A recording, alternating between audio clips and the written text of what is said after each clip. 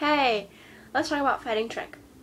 For me, the first thing that really started getting me off pulling when I had that really long 3, 4-year, 5-year issue, it kind of started getting worse. I think basically the worst of it was 3 years, but it really took more like 4 or 5 for it to really get going, like the 2 years at the end kind of thing.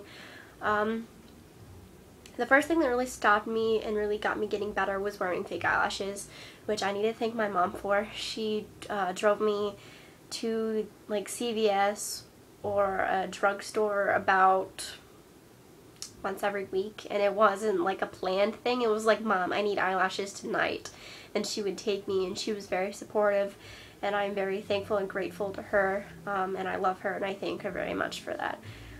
For putting up with it, and she was many times that she was frustrated with me, but she did it anyway, and I really appreciate it.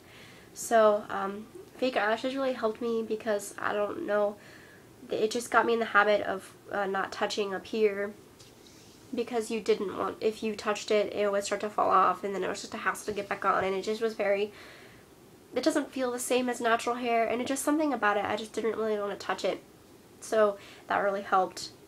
And eyebrows was, for some reason, that kind of helped with eyebrows too, because I mean they're not that far apart, and I don't know, it just kind of got me out of the habit of touching my face, really.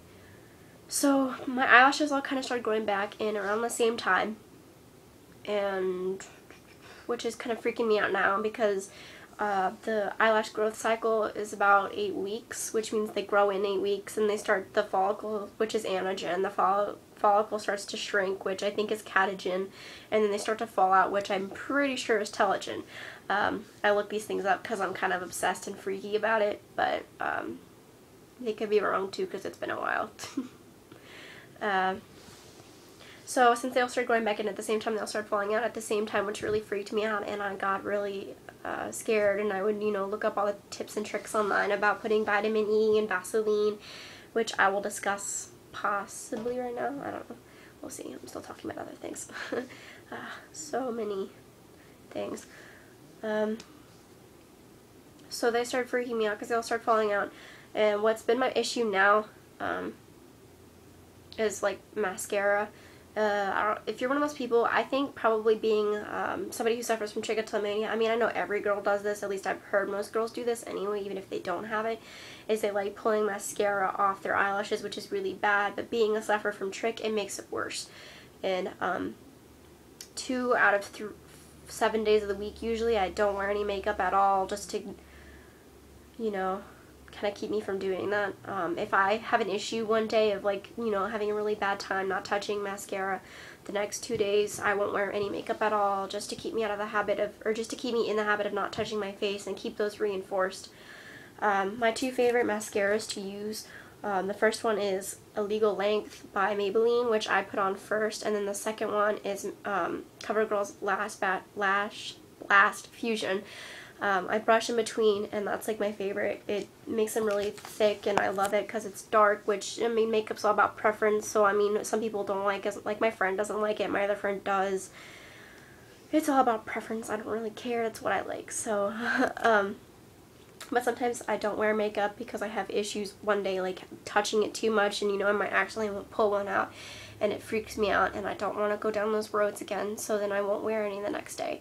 Another good option, if you aren't comfortable not wearing it, or if I decide that I'm doing well enough that I don't have to completely not wear makeup, is I'll switch to Maybelline's Full and Soft, which is very natural. It's a little darker than I like it to be because it's black, and I prefer brown mascara because I have brown hair, and it makes it look a little more natural, I suppose.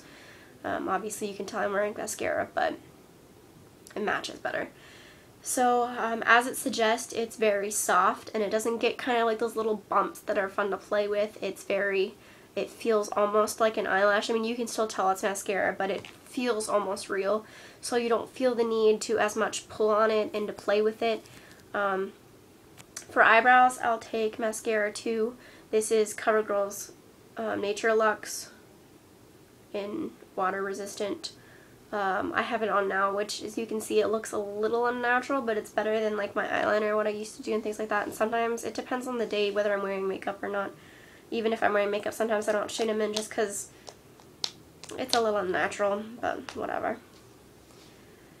And, for my scalp and things, my worst issues is during tests.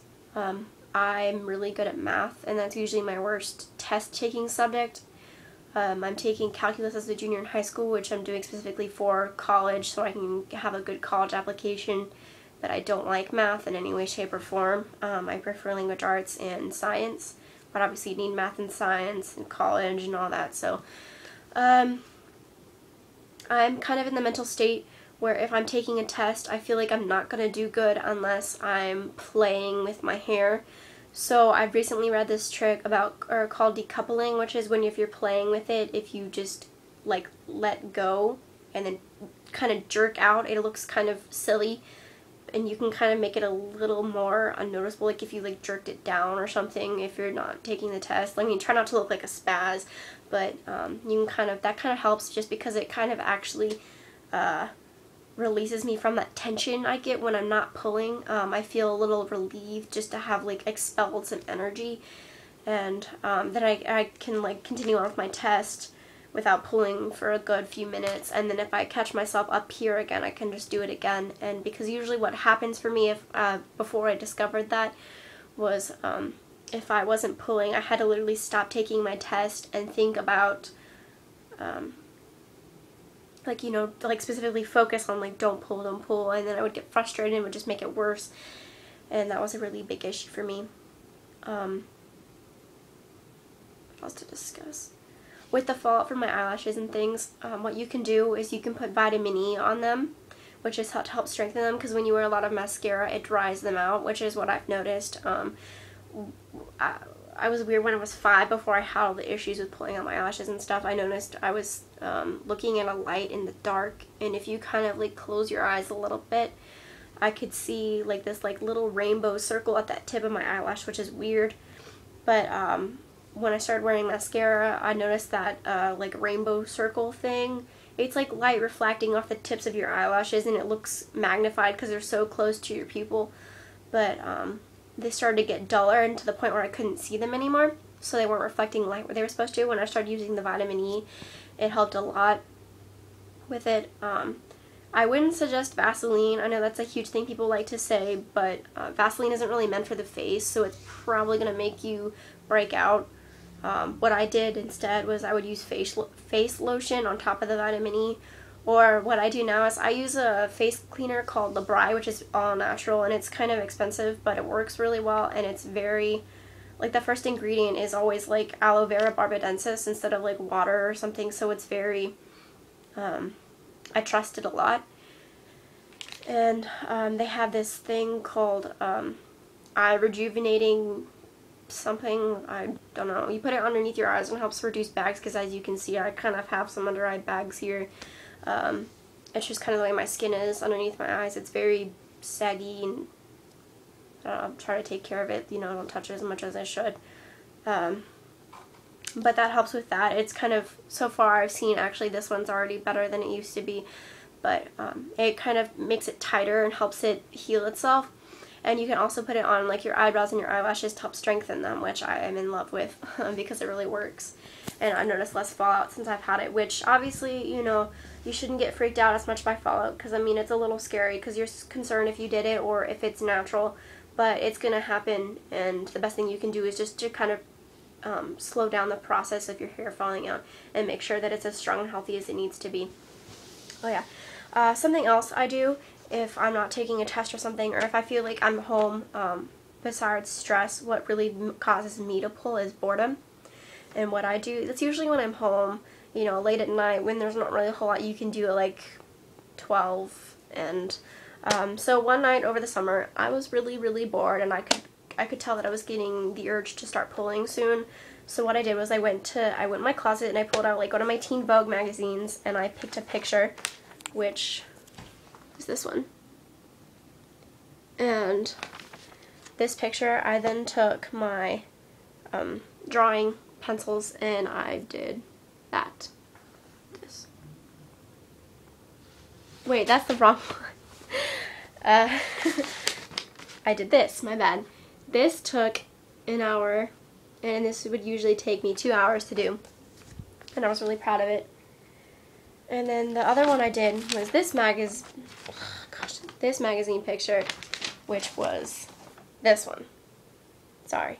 And the reason why I put a mask on her was because I didn't feel like drawing the other up, so I was kind of lazy. But she's actually sitting on my wall right now because she actually fits in with my room scheme. But the best thing you can do is if you're bored or something is you can take something that would have been a negative consequence. You know, if I had sat there and got frustrated and bored and pulled my hair out, I would have had probably either really thin spots or balding patches, which is usually balding patches for me, unfortunately. But because I did something constructive with it, like drawing, you can do a variety of things, like drawing, cleaning, cooking. That's my new thing. I like to cook now.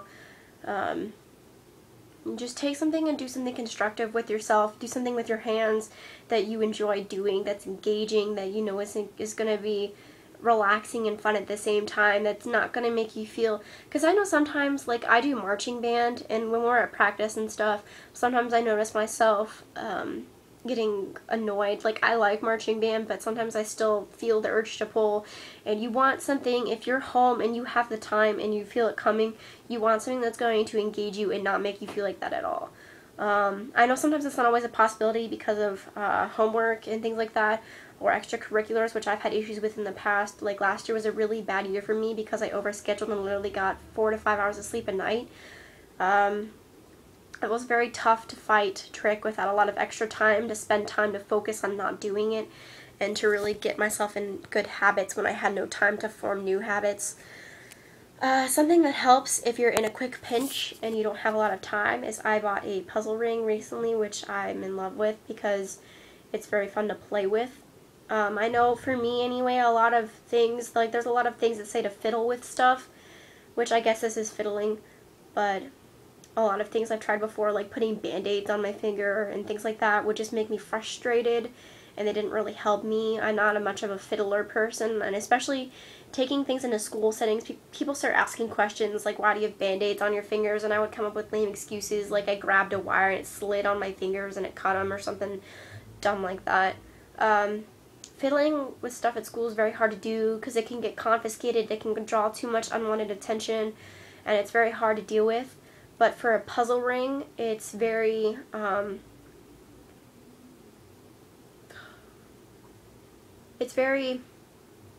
don't know, it doesn't draw much attention. It's a ring, so how much attention is it going to draw? It's a piece of jewelry, it doesn't really matter. You can kind of slip in, slide it off your finger, and you can break it apart and then put it back together.